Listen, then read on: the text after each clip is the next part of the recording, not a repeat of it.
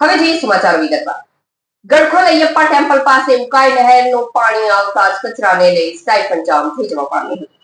નહેરના નવીનીકરણને લઈ પાણી સડસડાટ આવતા કચરો ધસી આવ્યો હતો। સ્થાનિકો દ્વારા નહેર વિભાગને જાણ કરતા પાણી પુરવઠો અટકાવવામાં આવ્યો હતો। બાકરોલથી લઈ ગડખોલ સુધી ઓપન હોવાથી કચરો કેનાલમાં ઠલવાતો રહેતા કેનાલના નાળા અને પાઇપ બ્લોક થઈ જતા હોવાનું સામે આવ્યું છે। વાહન ચાલકોને હાલાકી ભોગવવાની સ્થિતિનું નિર્માણ થયું હતું। અંકલેશ્વરના ગડખોલ અયપ્પા ટેમ્પલ પાસે ઉકાઈ નહેરનું સ્ટાઇફન જામ થઈ જતા હજારો લીટર પાણી રોડ પર ઉભરાઈને વહેતું થયું હતું। ઉકાઈ જમણા કાંઠા નહેરની કેનાલના પાઇપમાં કચરો જામ થઈ ગયો હતો, જેને લઈ કેનાલ પાણી ઓવરફ્લો થઈ આજુબાજુ પ્રસરી ગયું હતું। વધુમાં જીએનએફસી તળાવના ગેટ પર સમયસર તળાવ વિભાગ દ્વારા ખોલવામાં ન આવતા પણ આ સ્થિતિ વધુ ઘેરી બની હતી। ચારે કોર પાણી જ પાણી ફરી વળ્યું હતું।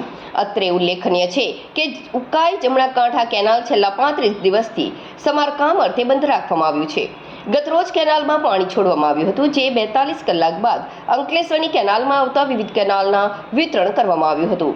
જેજી તાલી બ્રાન્ચ વડે જીઆઈડીસી તળાવ, જીએનએફસી તળાવ અને અંકલેશ્વર શહેર પાલિકા તળાવમાં પાણી પુરવઠો પહોંચાડવા માટે છોડવામાં આવ્યો હતો, જે જથ્થો ગડખોલ પાસે સ્ટાઇફન જામ થતા ઓવરફ્લો થયું હતું।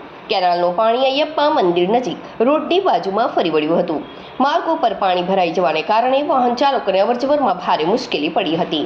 શિયાળાની ઋતુમાં અચાનક પાણી ભરાઈ જવાના કારણે સ્થાનિકોમાં પણ આશ્ચર્ય ફેલાયું હતું। આ અંગે નહેર વિભાગ અધિકારીનો સંપર્ક કરતા તેમણે જણાવ્યું હતું કે હાલ નહેરનું સ્ટ્રક્ચર નવું હોવાથી પાણીનો પ્રવાહ વધુ છે, તેમાં કચરો પણ ધસી આવતા જૂના નેશનલ હાઈવે નીચે પાર કરવા બાંધવામાં આવેલ સ્ટાઇફનમાં ધસી આવતા જામ થઈ ગયો હતો। કનેક્ટેડ કેનાલના ગેટ બંધ હોવાને કારણે આ પરિસ્થિતિ સર્જાઈ હોઈ શકે છે। અધિકારીએ વધુમાં જણાવ્યું હતું કે જાણ થતાં જ કેનાલ પાણી રોકી દેવામાં આવ્યું હતું અને ઘટના બાબતે નિરીક્ષણ કરી યોગ્ય પગલાં લેવામાં આવશે, જેથી ભવિષ્યમાં આવી ઘટના